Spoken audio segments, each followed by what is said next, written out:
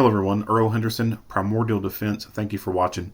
I have another Monday quarterback video for you. I'm going to play the entirety of this video without any interruptions, and then I'll go back and talk about things that are going on to better explain what's going on, and talk about things that I think that were done right and or done wrong.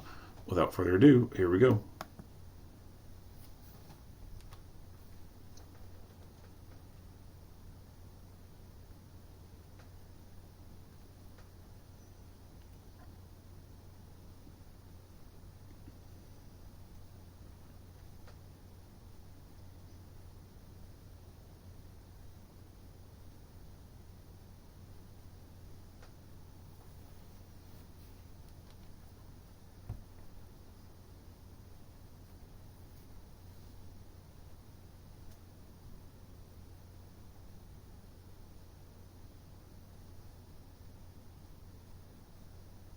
(911), you please fire paramedics.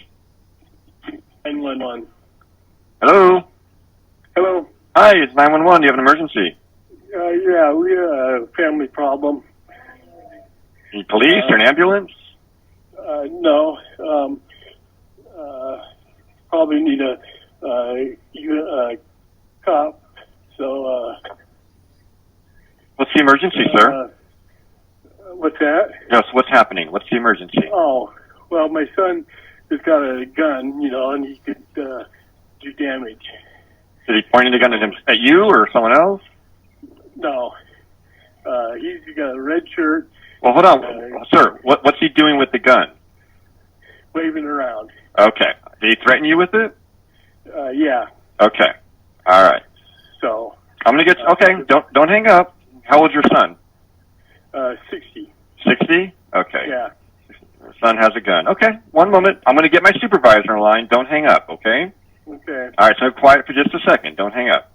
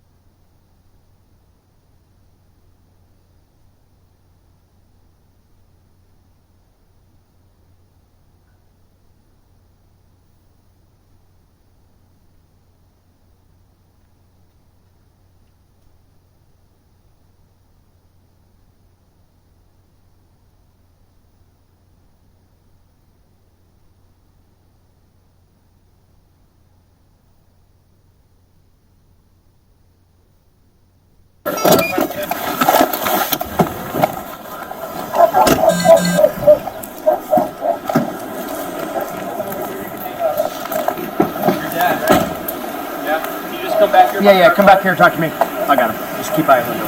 Come on. Yeah. Has he? Okay. I need you to come out. Oh, wait. I don't want The first thing he told me. Can you debrief him? Drop the fucking gun! Drop the gun! Drop the gun! Drop the gun now! Drop the gun! Drop it! He points at us and again he's getting shot. Drop the fucking gun now! Drop the gun! Drop the gun! Drop it! Grab a beanbag. Get a beanbag. Beanbag up. Drop the gun! Drop the gun, you're getting shot. I don't want to shoot you.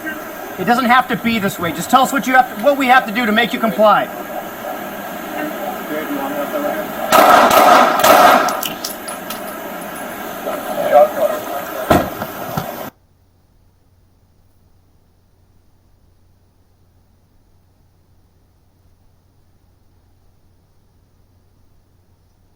Drop it!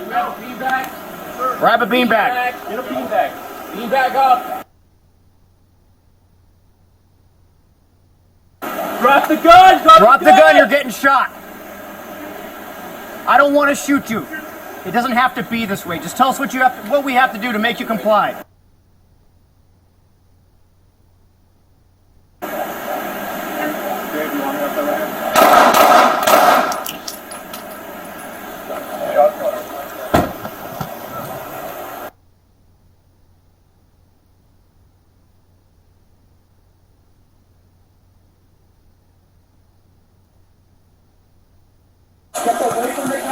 slide the gun away from you so we can approach you and give you first aid. Not everyone needs to Can you wave your hand so you can hear me? We want to give you first aid, but we can't approach because we see that you're armed. I don't have my gun. You understand? I need you to step away from the gun so we can approach you and give you first aid. You're going to be bit by a police dog. We fear that you're lying in wait and waiting for us to approach you to harm us. I see you moving. Don't point the gun. Slide the gun over and we can approach you. Can anybody get a seat on that side to the right or no? We can move up a little bit. I got a good spot right here. Alright, just hang on a second.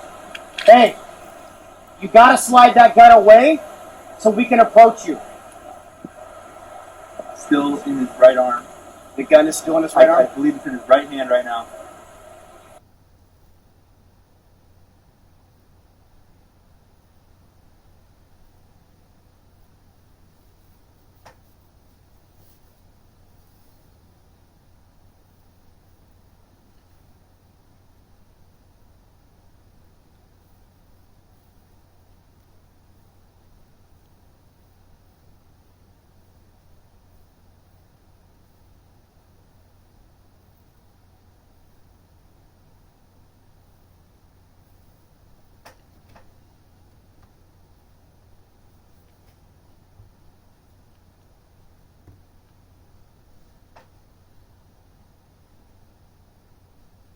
All right, let's get into it. So, I don't know the details about the adult son, why, he did what he did with the family. If there had been, history of mental illness or drug use or whatever. I don't know anything about what was going on, but other than what's in the video. But it's very clear to me that the guy wanted to die, and this is a suicide by police. This gun right here, you can't tell by looking at it, even from this photo, that it's a BB gun. I'm willing to bet that if you took this same exact photo and you didn't give any background information about it, like, circumstances involved, you just show this photo to people, and I would say the overwhelming majority of them would think that's a real gun. Even people who would call themselves gun people, I think even some of them would initially say, well, that's a gun. There's no orange or yellow or any other colored markings on this thing that is typical with some airsoft guns. It looks real, and even up close with you, the viewer, in the comfort of your home, your car, wherever the heck you're at watching this, even you right now may have some difficulty determining whether or not this is real or if it's a BB gun. And if you're having that difficulty in the comfort of your own home, your own car, you're at work, wherever the heck you're at, you're just watching on your cell phone, your laptop, smart TV, whatever. You have the luxury of spending several seconds looking at this thing close up and getting a good feel for it, being able to formulate a better opinion on it. The circumstances that existed for those officers are not the same as what you and I get to see right now. They got to see a guy from a distance holding what looks like a real gun and pointing it at them. And you cannot take 5 extra seconds with this person pointing what looks like a gun at you just to squint your eyes a little bit and see if you can see that thing just a little bit better to tell if it's real or fake. Because if it was real and he was determined to kill, while you're squinting at that thing trying to get a better look at it, you wouldn't even know the minute it fired and hit you in the face with a round. You wouldn't even know. So there's no way that these officers could be blamed for shooting a guy with a BB gun. No way whatsoever. It looked real. A lot of people have problem understanding that, accepting that. They're like, oh, it's a BB gun. They shouldn't have killed him. Well, it looks like a real freaking gun. Like, you can't blame anybody for this. Well, actually, you can. You can blame the person who was holding the damn thing. Now, like I said, I don't know about the mental illness, drug use, whatever. I'm sure there's probably some sad story there. But let's be honest. Let's be real. It's his fault. He brought this shit upon himself. If if he hadn't done this, he'd still be here. So it looks super real. Now, it did mention that they were at a park. The police were. They had went to a park first to formulate some kind of plan. I don't know. It was on one of these slides. It talked about them being in a park. And they were formulating a plan on what they were going to do when they got there. I don't know how long they spent at this park or anything like that. So it's anyone's guess at this point, how much planning and stuff there was. But based off the footage, I don't think they spent a great deal of time doing any planning because, they mentioned getting less lethals out, but no one had any less lethals out. So if they had identified beforehand who's going to be less lethal, then those things should have already been out and easily put into play, but they weren't. We see officers here who are responding to a gun call, and all you see is pistols. All I see is pistols. I don't see a rifle until they make the approach on him. And that's a problem. That is something that I quite often gripe about in these videos. Officers responding to gun calls and neglecting to get their rifles out. And it is neglect. They are neglecting to get the proper tools out. And it irritates me. It really does. You do not want to go to a gunfight with just a pistol. If you know you're going to a gunfight, you bring a rifle and you bring your friends with rifles. Rifle cartridges will outperform pistol cartridges every day of the week, no contest. I don't care what kind of arguments you bring up. You're wrong. A rifle beats pistol. So that's what you want in a gunfight. You don't want pistols. Rifles will be able to incapacitate the threat faster than a pistol ever could, and you're more accurate with it as well. So that's a mistake I see right here, is they don't approach with rifles out. Aside from that, like I said earlier, I don't know how long they spent planning, but it didn't seem as though any of them were too prepared to utilize less lethal, because none of that stuff was out. The only thing that's out, I think, is the dog is getting out at this point. So that's one less lethal right there, but I don't see any beanbags or anything like that.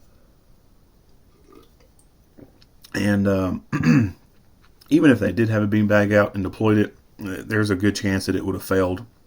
Lots of videos out there where the beanbags, they have no effect. In fact, I've kind of lost confidence in the beanbags. I don't think they're very well worth it. It's a good attempt to make, but there's just too many failures with them.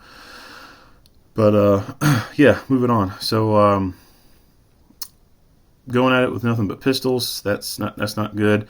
I think that what could have been a little bit of a better approach is, before they ever got all the way up there, is to see if the dispatcher could have talked to the father and told him to exit the house and walk down the sidewalk towards the officers. Could that have been better? I don't know. The guy might have followed the father out and then came towards the officers, and the shooting happened in the street. Maybe. I don't know. Or he may have stayed there at the house, and at least the father would have been in a safe area in the event this gun was real and he decided to kill his dad. And then at least his dad wouldn't have been around. He would have been safely with the officers. Before I go any further, this duty belt setup is, I don't know. I don't know what's up with all this. It's like, well, I have to carry this stuff by policy, so I'll just throw it back here. This, to me, is poor placement of fighting tools.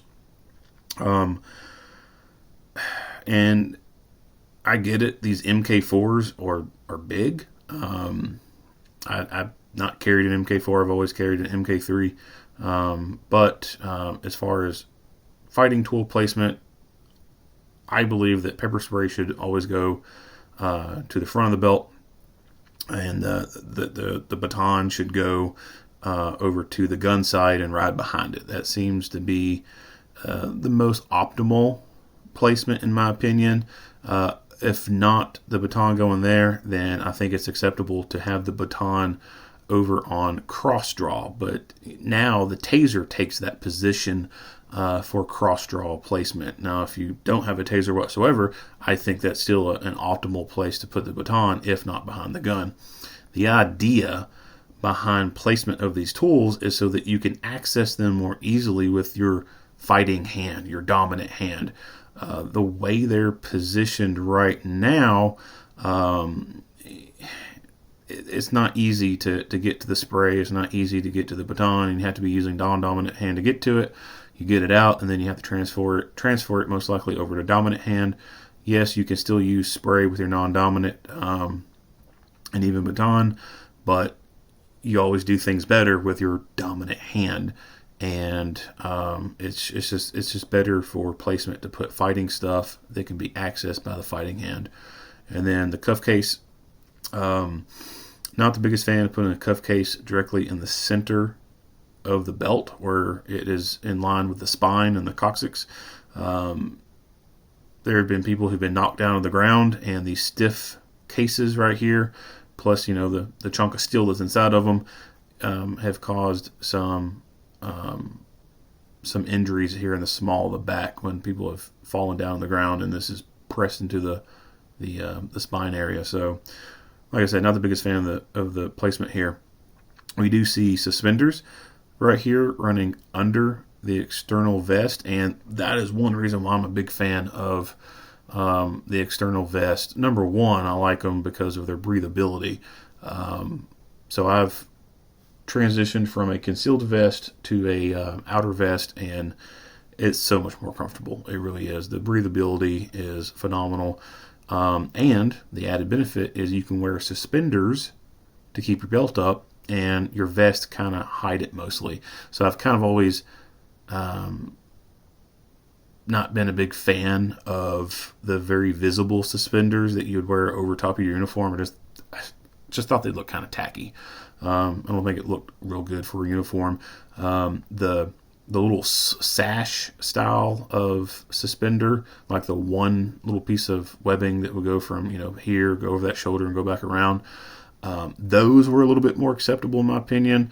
They looked a little bit better. Just H harnesses on top of the uniform where they're completely visible, I just think looked goofy. So the external vest really makes it nice, so that you can conceal those webbings and they not be as noticeable. Of course, you're still going to notice the connection points down here, but it's not an eyesore, so to speak. And I wear suspenders. I love them. I find that it is a superior way of having your belt on versus using belt keepers. Now, I still use the Velcro attachment system, so the inside of my duty belt has hard Velcro, and my inner belt is made of the soft Velcro, and when I put the belt on, it mates to it. But there's still the weight of the belt, and when you put the suspenders on, it keeps your belt up. There's no more continuously having to hike your belt up and adjust it, and it feel like it's sagging on you. Really, really, really likes the suspenders. Really nice. Moving on. So this guy notices contact first and starts giving verbal commands. And the guy comes out to here. Now, this dude comes up with a shield. Now, it's not a traditional shield that has a, it's not a hard one. It's not a hard shield with a big clear viewfinder thing in it. It looks like a big soft shield. It's still heavy, but it's a softer version of a shield. And personally, I think this is a total waste right here. He is literally standing there with this shield right here in front of him, and he's got his head poking over the top of it, seeing what's going on, and he don't even have a gun out. So he's literally standing there holding the shield with both hands and not even sure if there's someone directly behind him aiming around him. There's a person off to his side who realistically only has the engine block as actual real cover. This door and windshield is not real cover. So this right here, like I said, complete waste of time, and I just don't get why he's holding this. And I've talked about this before in other videos. I don't think that shields are being properly utilized as they should be. For the most part, I think they're kind of a waste in most cases, and there's like this over reliance on wanting to use them and just not even using them correctly. And this is an example of it. Like, total waste of time right there for that guy. At least his chest and everything's protected, but top of his head, well, whatever. So this officer here, whose camera we're watching, who's the one who ends up shooting, he's the sergeant. Grab a beanbag. So he requests the beanbag, and it's not even out. It's not even in play yet, which is, what I talked about earlier about the planning stuff. So we see in the slow down version, that's him. He was pointing it at the ceiling. He brings it back down. And then you'll see him point it towards the officers. And what I see is that it looks like he is pointing it at individual officers. It looks like he points it at someone far to the left. He moves it, aims it at someone else, and then he aims it towards the officer whose camera we're watching, and that officer decides to defend himself. Why those other officers neglected to use deadly physical force, I don't know, but I think that is a problem. Like I said, there's no way to tell from this distance if that gun's real or not, and by them having someone point a gun at them and they fail to act means that they are failing not just to protect themselves, but they're failing to protect others. And that is one of the things about law enforcement is supposed to protect other people, and they're failing at doing that when this dude lifts the gun up and points it at them. So big issue with the officers he pointed at, and they didn't do anything. Slight issue here with this officer seeing that he's pointing at people and he doesn't do anything, and he waits until it's pointing at him. At least he had a line in the sand at some point, and he knew that this guy pointing the gun at him was his line in the sand, and he wasn't going to take that chance of getting popped in the face by this guy. So he ended up using deadly force. But I'll play it, and you can kind of watch him where he starts pointing off to one side and then pans the gun across and eventually aims at this officer. I don't want to shoot you. It doesn't have to be this way. Just tell us what we have to do to make you comply. So first, second, boom, third. So he was in the midst of transitioning to that third officer when he fired. All right. So as I said, there's no way to know if that thing was real or not, and you just can't take a chance on taking that extra time to kind of squint your eyes and study it real hard, because you won't even know if you get shot in the face. Like, you're not even going to recognize it, most likely. So they make the approach and they stand off, and I like how they're standing off before going all the way up there and get on top of him, because they are right. He could be pretending to be unconscious, and when one of them gets up there, he could quickly turn and at least try to take one of them with him. And that's an unnecessary risk. So I think to do the appropriate thing, hold off at a distance, call out verbal commands multiple times to him to try and get some kind of compliance. Now, this would have been a good appropriate time, in my opinion, for one of them to come up with a beanbag. And I don't know how he's positioned. I don't know if his backside's kind of closer to them, or his bottom is more closer to them, whatever.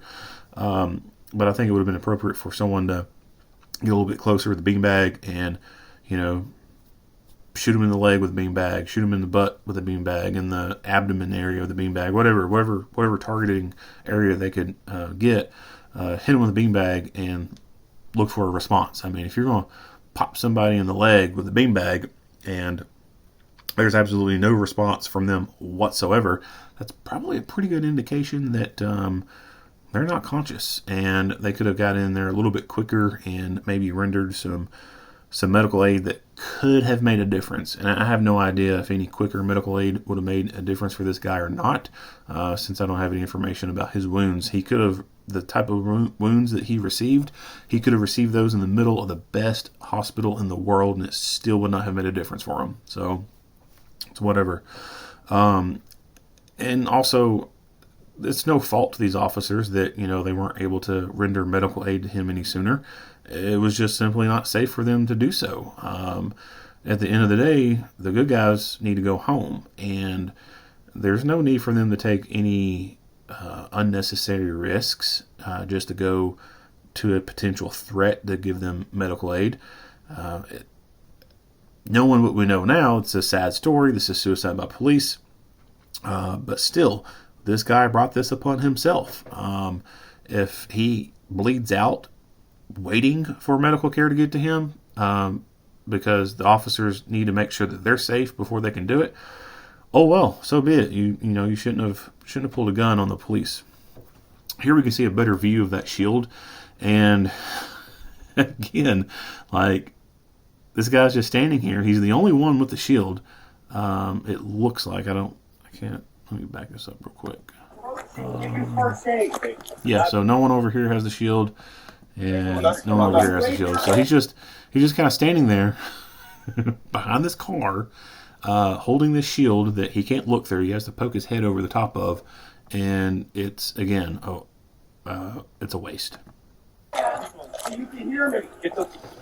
Now he does move over here to these officers on this side, but again, like, one of them is going to have to move off to the side to aim at the guy, and he's still having to have to poke his head over the top of it to see what's going on, exposing his head. It's just pointless. So pay attention to this wire coming from his radio going into his shirt. So that's actually kind of cool. I've seen this before, but I haven't seen it in any videos to be able to point it out and talk about it, at least not that I can recall. So cord management can be an issue sometimes when it comes to radio equipment. In this, I'm sure if I back it up and look at his head, we'll probably see an earpiece. Okay, so we don't see anything on his right side. I'll tell you what, if we go back, we can see the left side of his body. Go back to here. Yeah. So you can see on the left side right here, he has an earpiece in. And so the wire from the radio is going into the shirt of his uniform. Change the angle. Yeah, right there. So the wire is coming from the radio into the shirt, and so he's able to route the cable or the wire up the uniform shirt inside and then come out the neck into his ear. That way, it's less likely that this cord could be snagged on something and then rip the earpiece out. And that's one of the negative things about earpieces is they can be easily ripped out during a struggle if you don't have the wire managed correctly. And so this is actually a pretty cool workaround on being able to do that. I also think it wouldn't be a bad idea to be able to have that slit a little bit bigger and be able to pass a a shoulder microphone through it and have it come out the front of the uniform shirt.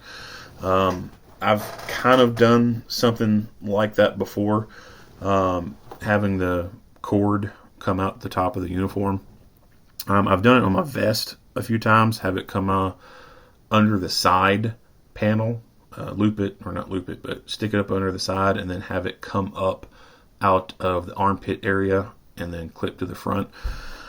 And that's a good way to keep that cord from snagging on stuff or being grabbed and ripping it loose. So there's some pretty cool hacks, uniform hacks, I guess you could say, that does make some things a little bit easier. Now, this doesn't look exactly the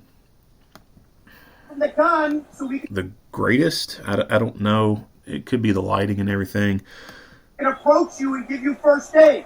But if you're going to be having your uniform modified like this, obviously you want to go to a seamstress and have it properly done. That way it doesn't start unraveling on itself. And it looks like you can see where he did take it somewhere, and then this was stitched right here to keep it from ripping them the rest of the way.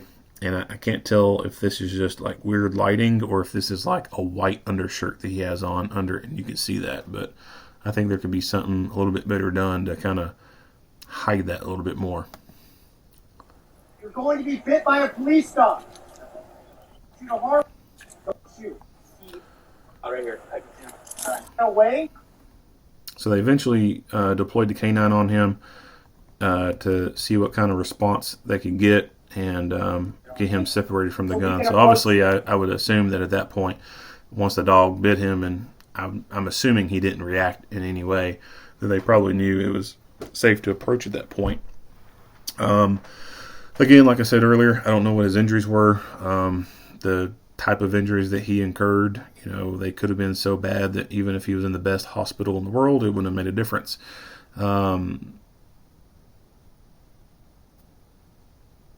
As far as medical gear, I'm not going to go into medical gear on this one because we don't see any medical aid being rendered. But just know that if you're going to be carrying a gun for a living, you need to be carrying medical gear.